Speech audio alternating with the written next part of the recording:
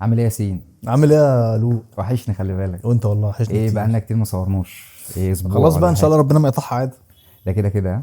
لا ماشي لا ان شاء بس الله. النهارده الدنيا جميله وكابتشينو، لا الدنيا حلوه. اوعى هو كابتشينو فعلا. اوعى تقرب بقى. اوعى الكادر يقرب بلاش عندنا. بلاش المده اوريك انا بشرب ايه، يعني خليها كابتشينو عادي. ايه بقى؟ ايه؟ الدنيا برد. انا ملاحظ سنه ان جديده انت. وواحد واحد. اه تفتكر كده الناس مستنيه ايه؟ انت مستنيه ايه السنه دي يعني جديده؟ اه. ده احنا بقى لنا يا عم كام 4 سنين ولا سنتين بنستناها. اللي هي ايه؟ طب قصدك على ايه؟ مش يا فاهم. باشا العميد مصر يا باشا بتلعب اليومين دول اصلا. اصلا يا ابني ركز. ايه؟ الدنيا تلج عايز ايه والجو يعني؟ برد، الناس بتحب تستنى ايه الفتره دي؟ الجو ده ايه استنى. بتاع ايه؟ بتاع الهوت شوكليت بقى والجو ده. يا ابني الحب. الحب. يا ماشي بس الحب ده في شهر 3 بقى وبتاع، ولا مش عيد الحب ده في شهر 3؟ ماشي بس انت عارف بقى اجواء الشتاء دي انا مش عارف الصراحه العيد الحب تبقى ده. محتاجه دفى دلوقتي. احنا عيد الام في شهر 6. في شهر 2 صح؟ طب والله بجد عيد الحب في شهر كام؟ يعني شهر 2 14/2 عيد صح؟ الام صح؟ طيب خلاص. انا مش عارف والله.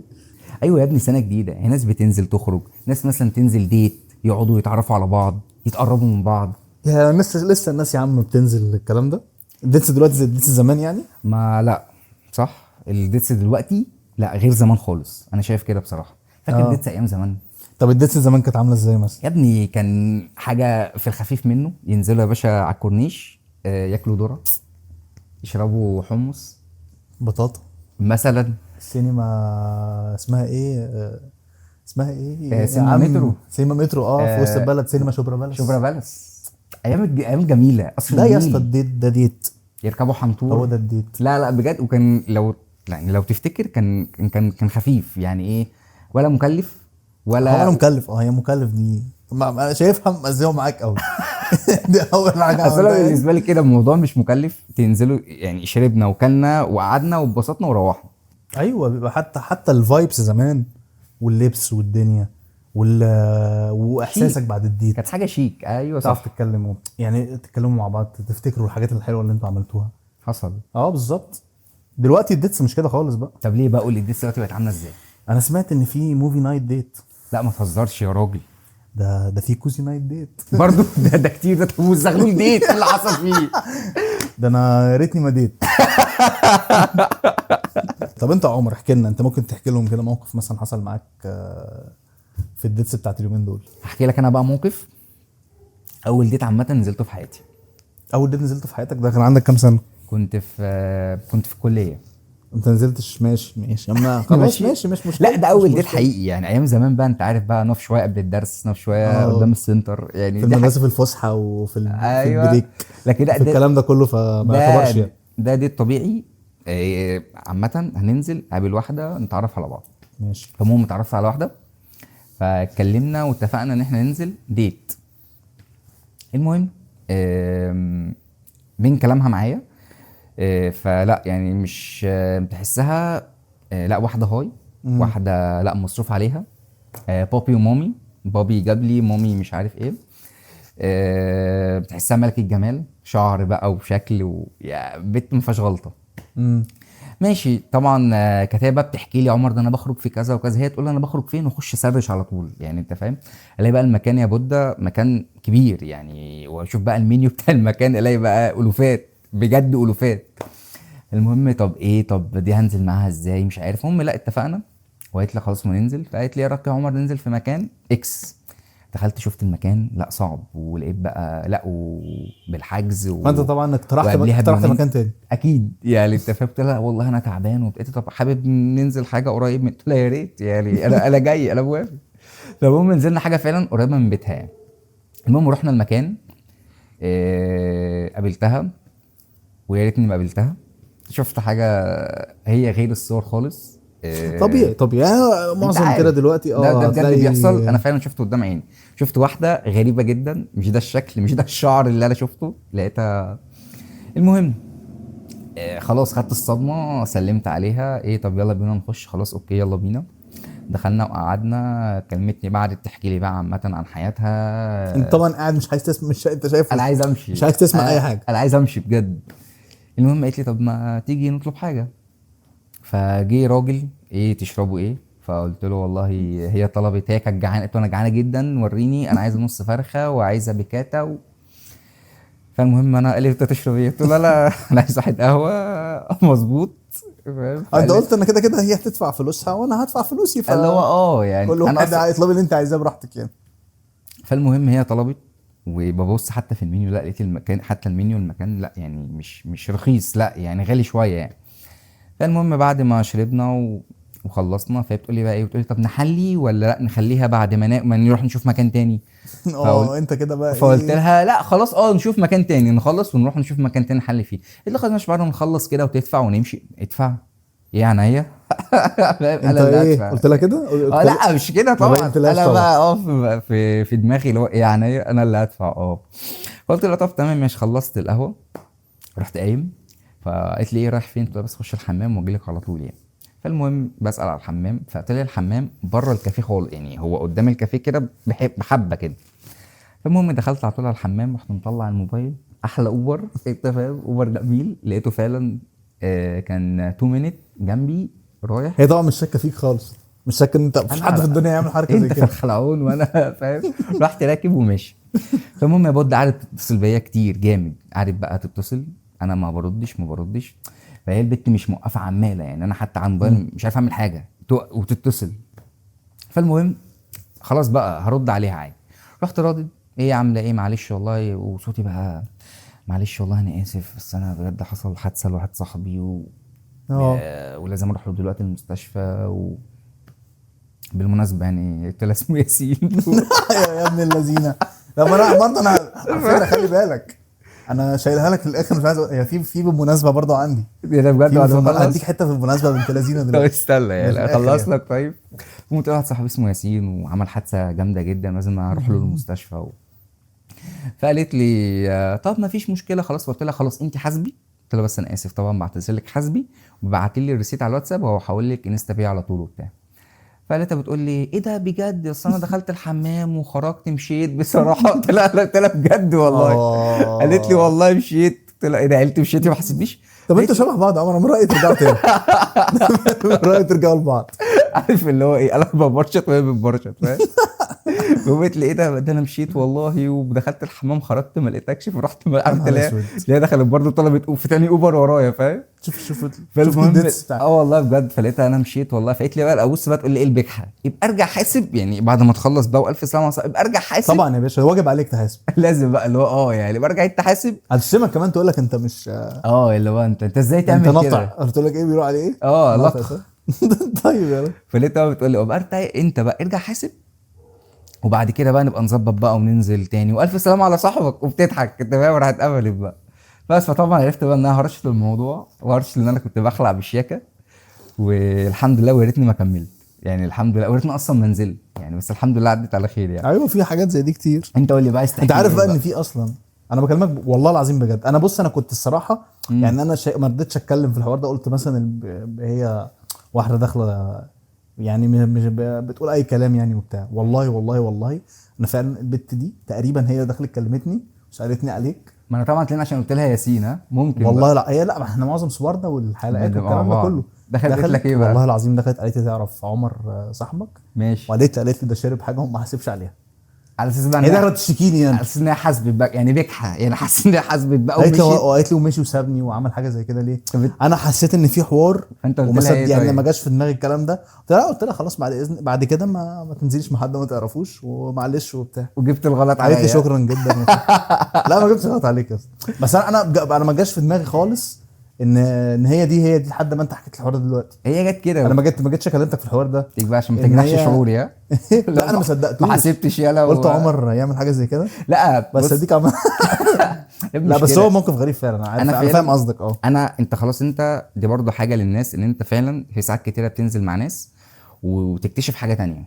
ده فعلا يعني من كلامها، ودي بقى واحده مثلا جايه من الكويت وبابي ومامي، فاهمك فخلاص بقى انا هرشتها. ديتس الاكل دي انا غريبه.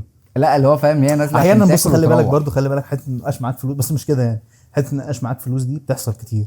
انك انت تنزل مع يعني تنزل دي مش دي ممكن مش شرط ديت، بس تنزل ومعاكش فلوس وبتاع. ده مره زمان كنت حصل معايا موقف كده برضو غريب شويه وانا طب احكي لي ايه اللي حصل. كنت يعني خارجين وكده، وما كانش معايا فلوس، ماشي. ما كانش معايا يعني بتاع ده ان احنا نخرج نقعد في مكان، فانا عايز اجيبها بطريقه كويسه، يعني فكرت في طريقه اجيبها فيها. فانا رحت ماشيين لقيت مين في محلات كده، فاكر عارف المحلات اللي هي بتبيع سندوتشات البقاله والكلام ده، لا حاجه بسيطه كده. اللي هي لا بتبيع مش عارف اسمه ايه الحلاوه، مربى، تفويله. تفويله، لا زي تفويله كده وبتاع. فانا مفيش، هو البادجت مش هيجيب حاجه غير الكلام ده. فانا ايه قلت ماشي كده وبتاع، قلت لها بصي انا ايه النهارده هاخدك اعزمك في حته وبتاع، تحسسك ممكن تحسسنا انا وانت ان احنا بالدفى والامان بس الصايع وتحسسنا ان احنا ايه بس جمالها إن إحنا ازاي. في يعني خلاص بقى مع بعض وكده وبتاع. قالت لي بجد؟ انت رحت يا باشا احلى تفويله 40 جنيه جايب سندوتشين حلاوه، ده سندوتشين بلاش مربى، ها. وقعدنا ناكل انا وهي احلى ديت. انبهرت جدا بالديت ده وبتاع. انا برضو كنت مبسوط، خلي بالك على فكره والله انا مبسوط عشان ما دفعتش كتير. لا والله الاكل كان حلو، بس برضو خلي بالك يعني مهما حصل ماشي. ده غير برضو اللي ايه يعني، ده غير المواقف اللي هي طبعا بتبقى بالشكل ده. لا بس احنا نزلنا فعلا وانبسطنا، وكان اكل رخيصه، مش شرط تكون غاليه. لا هو مش شرط تكون غاليه على فكرة. الحلو ان انت لعبتها عليها صح. هي لا يعني والله فاهم؟ والله بجد فعلا انبسطت ساعتها، وكلنا اكله حلوه وحسسك وكلنا بدفى وناكل. وافضل هو يخلصوا اكل ويحضنها بقى. طب انت ما حصلكش تاني موقف برضو محرج، او مش بلاش محرج، ما حصلش معاك موقف مع حد يعني في موقف محرج في ديت او حاجه ما عرفتش تتصرف؟ لا حصل او بصراحة. اتصرفت ازاي، عملت ايه يعني؟ هقول لك احكي لك ممكن صح. تحكي لنا. فكرتني انت بحوار. مره لقيت واحد صاحبي كان قريب مني وكده برضه احنا صغيرين، فجالي قال لي بقول لك ايه ده، انا يعني اتعرفت على بنت فنان مشهور، وبلاش نقول اسمه يعني انت فاهم. فالمهم قال لي وتعالى ننزل نخرج وهجيب صاحبتها معانا وبتاع. قلت انا ماشي. فاكر طبعا 28 كان عندنا 28 قديمه كده زمان. ده قديمه قوي الموضوع ده كده هو علينا. الواد صايع، هو عايز بقى عشان نروح بعربيه، فكلمني انت فاهم بقى، فكلمني قال لي يلا وبتاع عشان العربيه فاهم، حاسس ان احنا رايحين بالمرسيدس دي 28 يعني. فالمهم رحنا، قال لي خلاص اتفقنا على اليوم واتحركنا بالعربيه. فطبعا وصلنا المكان. هو فاكر طبعا راح يعلي عليهم بقى وهو رايح من 28، وهي ما اصلا هو- بنت فنان راحت هي ايه؟ ما انا جاي لك بقى جاي لا لك حاجه تانية خالص انا جاي طبعا. لك في الكلام بقى. فالمهم قال لي ايه، قال لي احنا نركن بعيد عشان ما حدش يعني ايه يشوفنا، لسه مش عارفين هم هيجوا ازاي او حاجه، فاحنا ركننا بعيد عشان ما حدش يشوف. قلت له ماشي، وفعلا ركناها بعيد. فالمهم فعلا وقفنا قدام المكان، قابلنا دخلنا قعدنا قعدتنا والدنيا جميله وانبسطنا، الدنيا كانت فعلا كان اليوم كان لذيذ يعني. فالمهم خرجنا، فلقيتها بتقول له طب ايه هتروحوا ازاي وكده. فقول لها مفيش احنا راكنين بعيد يعني، راكنين هنا قريب قصدي يعني. قالت له طب ماشي تعالى نتمشى طيب ونروح. فالمهم قلنا لهم طب انتوا راكنين فين؟ قالوا لنا احنا راكنين يمين. فطلع ان احنا اصلا احنا كنا راكنين يمين برضه. فقلنا لها لا خلاص ماشي انتوا احنا راكنين بقى شمال الناحيه التانيه. المهم قالت لي خلاص ماشي، وسلمنا على بعض وماشيين. فاحنا بقى قلنا ايه يعني هم هيمشوا كده احنا نروح من الناحيه التانيه. المهم احنا ماشيين عادي، مشينا انتوا من الناحيه مستنيين طبعا التانيه يخرجوا بالعربيه، بعد كده تبقى وجا انتوا احنا تشوفوا هنعمل ايه نتحرك. بقى. ايوه فهم احنا داخلين الحمد لله وصلنا. فبنركب يعني بنركب وبنتكلم بقى انا وصاحبي وعاملين نفتكر وشفته. فالمهم اللي كل ده حصل استنى، انتوا دخلتوا العربيه خلاص؟ دخلنا العربيه خلاص. فالمهم اللي حصل ان العربيه اهي 28 واقفه هنا، كانت جنبينا عربيه جيب تمام، فالجيب عاليه واحنا بنتكلم وكده. ففجاه العربيه الجيب طلع وانا وصاحبي مركزين في الكلام وبتاع. فالمهم بقينا بنبص جنبينا لقينا عربيه بي ام راكنه جنبينا بالظبط جنب الجيب، وهم الاثنين قاعدين فيها بقى. فالمهم ايه بنتكلم، فانا قاعد كده يعني انا قاعد فبص وبنتكلم فهم بقى بصوا لنا ايه ده انتوا هنا؟ لا ده مش احنا. ايه ده ايه ده انتوا هنا؟ فانا بقى قالت له بقى ايه الحياط دول جنبنا وبتاع. فلقيتهم بصوا لنا كده قالوا لنا ايه ده انتوا قاعدين هنا بتعملوا ايه؟ قلنا لهم لا مفيش عربيتنا اتسرقت. ف... فاللي هو اتسرقت ده اول حاجه ده أيوة. اول حاجه ده ايه ده؟ قلت لهم ايه بقى، جبتوها ازاي؟ قال لك ده الدنيا دي روح بيها. فقلنا طب ايه اللي انتوا راكبينها دي؟ قلنا لا مفيش السايس صعبنا عليه. فقلنا خدوا دي يا روح. سلام، شوف السيس، روح. شوف السياس بتوع زمان لما السيس كان يتصعب عليه يديك عربيه. يا سايبين لنا 28. هم طبعا ما دخلتش عليهم قعدوا يضحكوا جامد ومش عارف ايه. فالمهم حلو انها قلبت بضحك مش باحراج. يا الموضوع الحمد لله قلبي بيضحك يعني. فالمهم ضحكوا جامد. فقالوا لنا طب لو حابين نوصلكم او حاجه. فقالوا لهم لا بقى هو صاحبي بقى ايه لسه بيكمل يعني. فقال لهم لا احنا انتوا امشوا واحنا هنتصرف احنا قال لي الحق عربيتنا اتسرقت اللي هو ما بص فكان كويس ان انا موقف- بقول مواقف هو مشكله في حلاوته في ايه، ان انت خلاص انت مش شايفهم وفجاه العربيه عرتنا، فاهم؟ العربيه مشيت من هنا، اللي هو ايه ده، انتوا ايه اللي جابكم لا هنا؟ هم تلاقيهم اصلا برضو ماتوا من الضحك. لا ده هم عارفين ان انتوا ماتوا، بتحوروا. ماتوا فعلا. فدي بقى اخرت ان انت تنزل ديت مع انت ما بنت تنزلش حد مشهور. انت ما تنزلش دي تاني. صح، انا بقول كده برضه انت والله. مفيش مره ما أقول بتخيش لك نقفلها كلها على بتخيش كده، معاك. هي على طول بتخيش. كلموكوا تاني بقى بعد حوار العربيه ده؟ لا والله بجد ما لا. كلموش بجد والله صاحبي يعني. ساعتها كان متضايق قوي. قلبها يعني شداد شويه دول بس. لا ما خلاص بقى يعني انت فاهم، بيقول لك بي ام وبتاع، احنا 28، فلو احنا طب بعاد. طب ثمن الجنط بتاع البيت. احنا بعاد قوي بقى، فاهم؟ طب اقول لك على حاجه، كان برضو ممكن تفرق زمان عن دلوقتي برضو الهدايا. انت ممكن تقول لي اغرب هديه جات لك يعني من حد بتحبه او كده؟ انت جاي على الوجع، خلي بالك، انت كانت جاي حاجة- بجد على الوجع. بص، احكي لنا اغرب كده. اغرب هديه جات لي اللي حصل. كان عندك كام سنه؟ دي ممكن الكلام ده مثلا من 3 4 سنين، من قريب يعني. ده من قريب يعني. يعني كان اللي حصل هو اكيد طبعا الواحد نزل كذا ديت، جاله كذا يعني هدايا عامه، بس ده بس كان احنا فعلا لا انا عايز الهديه الغريبه. اغرب هديه يعني. احكي لنا هديه غريبه. هو اللي حصل كان برضو كنت نازل اتقابل انا وواحده كنت مرتبط بيها. فالمهم نزلنا نتقابل عادي في مكان، وكان الجو بقى كان شتاء ودخلنا قعدنا في كافيه. فبس فبنتكلم عامه بقى، فهي بقى عارفه بتنكش بقى، بتقول لي الجو برد وبتاع، بس الجو حلو قوي. فقلت لها لا الجو انا بالنسبه لي لا، الجو البرد انا ما بحبوش، فاهم؟ فالمهم فبتقول لي ايه ده، ليه ده احلى جو ده وبتاع. فقلت لها طب يعني ليه، اشمعنى انا احلى جو؟ بتقول لي معروفه يعني الجو محتاج ايه. يا عماله ترمي عليك وانت يعني انت في حته رومانسيه بقى، الجو محتاج ايه وبتاع. انا بقول لها يعني الجو بصراحه ده محتاج الواحد يتدفى، يعني البس كويس. قالت لي ماشي تمام. فالمهم بتقول لي طب انا هقول لك حاجه، طب احكي لي. هي بقى بتحكي لي بقى عامه عن نفسها، بتقول لي والله عارف يا عمر، انا اكتر حاجه بتموتني في البرد ايدي. ولا اشمعنى؟ بتقول لي بقى عارف لما تحس انها عايز تتدفى على طول وبتعمل كده بقى، انا طبيعي اعمل ايه؟ قلت لها البسي لي الجوانتي ولا يا حسين على طول يا حسين. فحسين بقى جه مكان يعني هو انت خلاص انت بوظت خلاص الموضوع خلص كده خلاص. جه حسين يا فندم هي جابت لك هديه بعد كل ده؟ ما اصبر بقى، ما هي طبعا جابت لك هديه تليق انا اقول لك بقى. المهم جه حسين، باتيتيودك. قلت له معلش بس حاجه سخنه، شوفها حابه تشرب ايه وبتاع. هم قالت لي اشرب ايه. هم طلبت حاجه سخنه. فالمهم طبعا حسين جابها ونزلت، فهي حاطه ايديها بقى على وبتدفي ايديها. قلت لها ها تمام ها؟ قالت لي طبعا تمام. قالت لي بقى طب انت يا عمر طيب يعني قول لي حتى يعني اي حته في جسمك لما تحب تدفيها بتعمل ايه؟ انت بتعمل ايه يا عمر؟ احكي لنا بتعمل ايه؟ فقلت لها اكتر حته في جسمي، قلت لها انا فاهم برضو، انا بقى فهمت بعد كده هي بترمي على ايه. يعني. بتدفيها ازاي؟ استنى بقى.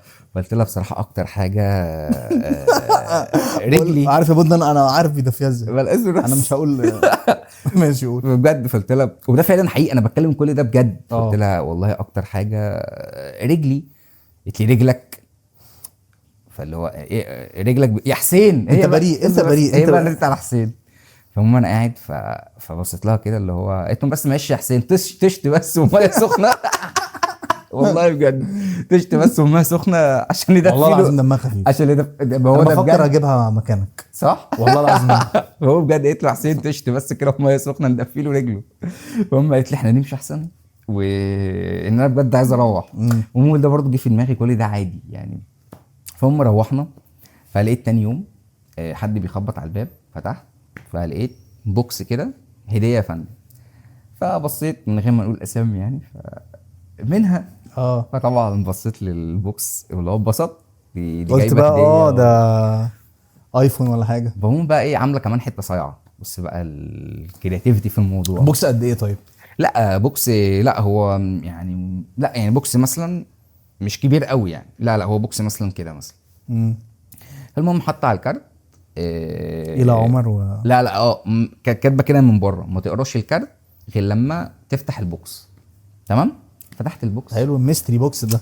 قلت بقى مستني حاجه اول هديه بقى. فقلت بقى البت دي عارف انت حركه جامده. لا الصراحه بسطتها قوي امبارح بقى، فاهم؟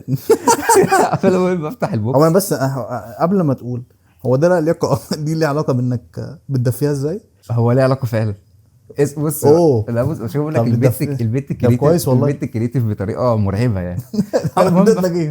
المهم بفتح البوكس فطلعت لكلوك. عشان قلت لها رجلي. اصبر بقى. بجد طلعت لكلوك. لا لا لا لا، البت دي انا لا بص بقى ايه يعني بص بص البنات اللي دماغها خفيف دي بتبقى تبقى قليله. حاجه حلوه والله. طب انت بتكلمها لسه؟ لا ما انا جاي لك بقى. طب بودة احنا إيه؟ عايزين يعني ممكن نشوف لها حاجه دي معانا. ده لازم يعني. لا بس أنا فعلا ما بقناش نتكلم يعني. فالمهم طلعت اللكلوك، قلت ايه ده يعني، هما اليومين دول بيجيبوا اللكلوك مثلا ترند في الزمن ده في ساعتها. انت مش مثلاً. فاهم برضو يا اسطى، ما انت مش أقسم الدرجات بالله دي يا كل عم. ده- انت كل ده انت أنا كان عندك كل- كام سنه؟ انت انا كل ده مش فاهم فعلا. كل دي تربنه. فالمهم انا ايه. توقعت حاجه غير اللكلوك الصراحه. بس ليه؟ خلاص لا لا. تمام. لا هي تمام، لكلوك حلو. لا فالمهم بجد انا بعد ما طلعت اللكلوك فاللي هو قلت برضه يعني بنتي تسلم تشكر يعني. ده عارف انت صدق بقى. شكرتها. لا ما انا جاي لك بقى. عملت المهم ايه؟ بقى انا جيت بشيل البوكس فطبعا الكارت وقع. فاكر قلت لك. قريت الكارت ده. ففتحت الكارت. إيه حرفيا بقى كاتبه لي ايه كده بالظبط. عشان تعرف تدفي رجلك يروح امك. بجد والله. والله العظيم بجد. والله العظيم ما عملت لك كده. قالت لي عشان تدفي رجلك حلو يروح امك. والله العظيم بنت جدع. المهم بقى ايه، انا بقى ايه ترجمت بقى كل ده. المهم بقى دخلت اكلمها. والله العظيم. دخلت اكلمها لقيتها عامله لي بلوك. اللي هو ده- خلاص دي نهيتها لقطة- يعني دي نهايه ادالك الموضوع لقطة. بشياكه. ده اعتقد اللقطه دي صورتها مثلا او حاجه. فانت بقول لك حاجه، اللكلوك ده لسه عندي في البيت. أنهي والله واحد؟ العظيم بجد اللكلوك ده اللي هي جابته ده على شكل ثعلب. كنت عايز اعرف والله طب جايباه منين يعني. حتى المكان شكله حلو، طب لو حبيت اغير بتاع. والله العظيم كرييتيف. فلا. بس الموقف ده انت كبير كده ولا انت صغير؟ لا كان من 3 4 سنين. انا كل ده بجد كنت بتعامل بكل. انت بريء، انا عارفك انت بريء. صح. لا بجد كنت بتعامل عادي، اللي هو لا هي كل كلامها عادي، بس بقى انت فهمت بقى زي طبعا حضن اصل انت الهدايا اللي بالشكل ده غريبه. انا فاكر انت مثلا هدايا ايام المدرسه كان يجيبوا لنا مثلا، انا ايه كان بيجي لك كان إيه يجيبوا من لنا هدايا المدرسة؟ يعني هدايا المدرسه كانت غريبه جدا. مثلا يقعدوا يلموا في الفصل بقى والكلام ده كله، ماشي. يجيبوا لك علبه بسكوت وعصير والجو بتاع ده. وتاكلوها سوا بقى انت فاهم؟ فعلا بيعملوا كده. لا شغل ألفة بقى وكده. بس احنا مش اتبسطنا. الدرجات دي. بس دي مش لا بس هدايا. شفت دماغها. لا لا عجبتني بجد. الصراحه. لا ودي فعلا كانت اغرب هديه بجد جات لي في حياتي. تفتكر اغرب اسباب للفركشه بتحصل سواء زمان او دلوقتي؟ زمان كانت الدنيا على فكره برضو لذيذه تضحك على فكره. لو تفتكر زمان مثلا ايام المدرسه كانت مشهور قوي موضوع ماما شافت الشات فاكر. بابا خد مني الموبايل. يا عمر الحق ماما شافت الشات. طب حصل اللي هو لك طب الموضوع ده؟ والله بجد كنت بخاف. ماما اللي شافت هو الشات ده جاتك قبل كنت كده؟ بترعب اللي هو طب ايه اعمل ايه فاهم اللي هو والله وجايه بكره بعد الدرس عشان تشوفك. اللي هو وجاية، اقسم بالله بغيب اسبوع. ما تروحش الدرس ما انت اروحش طبعا. الدرس اسبوع ده بجد. فلا فعلا كان فاكر. طب والولاد فاكر الولاد كانوا الرجاله دايما معروفه ده، يقول لك انا مضغوط امتحانات وهقفل التليفون وخلاص داخل على الامتحانات وضغطه ومش عارف ايه والكلام ده كله. فيخلع بالشياكه. بشياكه وشياكه جدا. بذمتك مش بتعمل كده دلوقتي؟ على الضغوط إيه يا ابني، هو- مضغوط دي اصلا جمله بتخرج من اي حاجه. صح. هو الموضوع مضغوط. مكمل عادي. لو مش فارقه صغير او كبير، لا انا مضغوط وللاسف انا مضطر هي ان أشهر احنا نسيب طريقة. بعض. فهي فعلا تحس خاص البنات اتعودت على كده فاهم. انا مضغوط اللي هو تمام وايه. هي خلاص بتبقى وإيه برضه تاني، هي فاهم؟ بتبقى ريست انك عايز تخرج بشياكه، عايز تخلع بس بالشياكة. برضه بقى فاهم الموضوع ايه. طالما بشياكه خلاص. ماشي. طب ده كان ايام زمان ودلوقتي لا دلوقتي عندك الموضوع بقى غريب جدا. ليه بقى؟ بقى في شخصيه النانشالو ايه ده؟ هي وصلت النانشالو. والاي ان اف بي ايه ده؟ والاس بي جي والكلام ده. طب وانت يا عم ياسين؟ انت عارف انا هي ام جي 5. راكين على اول الموضوع الشارع. والله الموضوع بقى غريب. لا بجد. الموضوع اصلا خلي بالك الحاجات دي في الاخر فعلا في بنات بتسيب ولاد عشان هو اي ان اف بي وهي اف اس بي جي دي. ايه يا ابني ايه اللي انت بتقوله؟ والله انا مش عارف اصلا. طب ده معناه ايه عامه يعني؟ مثلا نمسك مثلا النانشالو. ايه ده طيب يعني؟ النانشالو ده اللي هو يعني انت مش مهتم فاهم، بتكبر دماغك يعني وبتاع. ايه شغل. هتقول لك انا ما بحبش النانشالو، انا بحب مش عارف عكسها ايه كده. لا انا بحب الشخص التاني. فممكن تسيبك عشان انت طب ما نانشالو. عادي يعني. تبقى انت هي تيجي تبعت لك تقول لك انت شخص نانشالو وانت متضايق بقى. طب انا طلعت نانشالو. نانشالو ليه؟ انت بعمل ايه؟ اروح أنا فين عملت واجي إيه منين دلوقتي؟ دلوقتي؟ فهو الموضوع بقى غريب. وخلي بالك والله فعلا في بنات بتيجي تقول لك توكسيك ماسكلينيتي وما اعرفش ايه ما اعتقدش زمان كان حد بيقول لنا الكلام ده. الموضوع كان بسيط. لو انا مش عايز اكمل. مش عايزين الموضوع نكمل. بسيط. خلاص ماشي وانا تمام مش عايز اكمل. لكن- ربنا يوفقك ربنا يوفقك. انا كنت فاكر ربنا يوفقك دي كانت بتبقى في الاخر. لا دلوقتي بقى ممكن تلاقي ستوري وانت مش ايوه صح، وانت مش عارف. واخد بالك يعني الناس بتسيب بعض دلوقتي في ستوريهات. لا ده بجد بجد. فعلا، ما انا عارف. يعني مثلا شفت موضوع في ممثل مشهور عامة، مراته صحت الصبح لقيت سابته سايبها في ستوري، سايبها في ستوري، منزل ستوري وعندهم بينهم عيال وبتاع. ما اللي هو حتى سايب كل ده، ان هي حتى الست بتسال تقول لك طب ما يعني فين بقى قعدات زمان ونجيب تجيب حد شيخ هنا وحد كبير هنا وحد كبير هنا ونحل عشان البيت والعيال والكلام ده لا كله. انا كل الكلام منزل ده كلام ستوري انا فاضي. انفصلت عن مراتي وهو خلاص وربنا الستوري. يوفقها. لا في الستوري دي ممكن تعتمد تقريبا، ده دوكيومنتيشن. خلاص بقى انت فاهم اللي دوكيومنتيشن هو تعتد ايه ده، بيه. انت طلعتني بجد. والله بص الستوري اهي. بجد والله يعني مثلا الموضوع مش بقى ورقه غريب. طلاق او حاجه، لا الستوري اهي. ايوه انا بقول لك، لا ودخل بوظ بيوت كتير وحاجات كتير، ده حقيقة بوظ بقى. حيوات كتير انت مش فاهم. الناس بقت تسيب ليها اسباب كتير قوي تسيب بعض، غير زمان بقى. غير زمان ممكن فعلا يقول لك ده مش عارفين نعيش مع بعض، ففي اسباب حتى اعتقد يعني. الحاجات دي بجد اسباب تافهه، يعني اللي هو تهد بيت عشان اسباب يعني. تلاقي بيوت وفي كتير بقى لها سنين كتير وتتهد عشان ممكن اسباب تافهه، سوشيال ميديا، يعني الكلام ده كله. يعني مثلا في مثال، مثلا فنان معروف طبعا احمد السقا، هو ومراته انفصلوا لاسباب تافهه جدا، يعني حتى لما كانوا بيتكلموا عنها اللي هو مش اسباب، وبينهم عشره، يعني بينهم ولاد وحاجات وعشره بقى كتير 20 هو اعتقد 25 ان هو سنة. كان بيتضرب بيه المثل في حوار في الوسط الفني، ان هو قعد بقاله يعني ان كتير هو حد محافظ على مراته وحافظ على وبيته. عيلته، بيحاول يحافظ عليهم وكده، وفي الاول وفي الاخر ممكن الله اعلم باسبابهم، بس ممكن تلاقي. وبعدين تلاقي الموضوع بيبان بعد كده. شوف بقى الشخص مثلا احمد السقا دلوقتي، اعتقد اكيد الحوار مأثر عليه. مؤثر على تحس. 25 سنه متجوز صح. وبيته مستقر، مره واحده بيتهد وهو مش فاهم، والله اعلم برضو بظروفهم. فده طبعا بيأثر حالته النفسيه، بيأثر حالته النفسيه للاطفال والعيال ولا واولادهم. وهو ذات نفسه تحسه دلوقتي في حاجه غريبه، يعني تحسه لا مش ده احمد السقا، هو بيتكلم في حاجه غريبه بقى، يدخل نفسه في حاجات. يعني ملوش دعوه بيها. يعني شفت مثلا فيديو لما بيقول له طب انت بتمثل مين او شبه مين، قال لهم قال والله خالد بن انا الوليد. خالد بن الوليد. يعني ما كانش بيقول كده زمان فعلا. لا قال ما لك كانش. انا فيزيكلي يعني خالد بن الوليد شبهي، اللي هو ايه فيزيكلي، ايه اللي اللي انت بتقوله ده مش يعني عارف. يعني هو ذات نفسه لو قعد مع نفسه، اه هو بس هو تحسه اليومين مش دول. واعي. صح هو لا مش مش هو اكيد طبعا الموضوع مأثر نفسيا ده تماما طبعا. نتمنى ربنا سبحانه وتعالى يصلح الامور يعني لا للناس وصح. كلها. وخدت بالك قاعدين عادي في امان الله صحينا الصبح احمد السقا على بيناشد ليفربول. انا ما اعرفش هو توقع ايه الصراحه، ازاي لا هم هيردوا وبيتكلم عليه. انجلش بجد، يعني ليفربول بقى سابت سكاي لا هو انت عارف اللي شدني في ومستني الموضوع ده، احمد السقا انه يدافع عن صلاح، فاهم؟ اللي هو قال لهم هو فاكر الموضوع زي هنا برضه، قال لهم كوتش محمد صلاح. خدت هو فاكر بالك؟ الكوتش ده زي لقب هنا، فاهم يعني. اه هو لا الكوتش ده هناك بيتقال على كوتش هنا يعني اي كلمه حد مثلا كبيره. باشمهندس. هو فاكر الكوتش هناك اي حد بيلعب يبقى اسمه كوتش. ولو خدت بالك برضو مراته حتى كانت طالعه مع منى الشاذلي بتحكي برضه فانا بص اعتقد ممكن الله اعلم ممكن نرجع اصل اسباب الطلاق في الزمن ده فعلا معظمها هتبقى اسباب تافهه، فممكن تهد فعلا الكلام ده كله على سبب تافه. فطبيعي تماما بيبقى بعد كده تلاقي الامور غريبه، الشخصيات بتتغير زي ما انت بتتكلم في حوار مراته ده. لا هي مرته فعلا فجأة طلعت برضو مع منى الشاذلي، كانت موقف غريب يعني، بتحكي لها طبعا اسباب الطلاق وايه اللي حصل وكده. فبص بقى بتربطها ان انا بقى شخصيه قويه وعندي كارير وعندي حاجتي ايوه وبتاع، وده وناس بقى كتير جدا بتعمل كده وده ما اثرش عليها، بالعكس ده انا رسمت حاجات وفعلا بقى وناجحه طلعت وحاجات حلوه رسومات وبتاع، في والناس الاخر كلها والناس كلها فعلا حباها وايه الحاجات الجميله دي طلعت مسرقاها. طلعت سرقاها. وهي طلعت يعني تاني اعتذرت يوم وكده. طلعت بقى فعلا شخص نزل ورفع قضيه والموضوع كان كبير، وطلع اصلا سرقه الرسمه الموضوع. يعني. طب ليه يعني ده انت كل فاهم؟ الكلام ده كله ما كانش هيظهر لو هما مع بعض. ايوه لو صح. فضلوا مع بعض فهي ما كانش فعلاً الكلام ده كله اتهد طب ايه فايده بقى بص الاطفال مثلا ولادهم وكده دلوقتي ان يشوفوا حاجه زي كده. الناس صح. بقى بتبص لهم ازاي لا لا صح. فلا بجد يعني مواقف يا رب ما نتعرض لهاش. لا اهم حاجه الناس فعلا تبقى مع بعض، تحاول ان حاجات زي كده ما تاثرش عليهم. ده نحب بجد ننهي ونقول الكلمتين دول يعني. انا بجد اتبسطت، وبجد كانت حلقه حلوه جدا اتبسطت فيها قوي. يا رب فعلا واستفدنا استفدنا ده كمان. حقيقة. يا رب الناس تستفاد هي كمان، ويا رب فعلا نكون صغنا الموضوع بشكل حتى لو كوميدي، وكنا بس وكنا بس خفاف عليهم. طلع مفيد في الاخر برضه. ده بجد صح. فبكده تكون زغزغتنا خلصت. ما تنساش تعمل لايك وشير وسبسكرايب، وتقول لنا في الكومنتات ايه اكتر موقف ديت عامه غريب او فركش في حياتك تحكوه لنا. وسلام يا متزغزغين.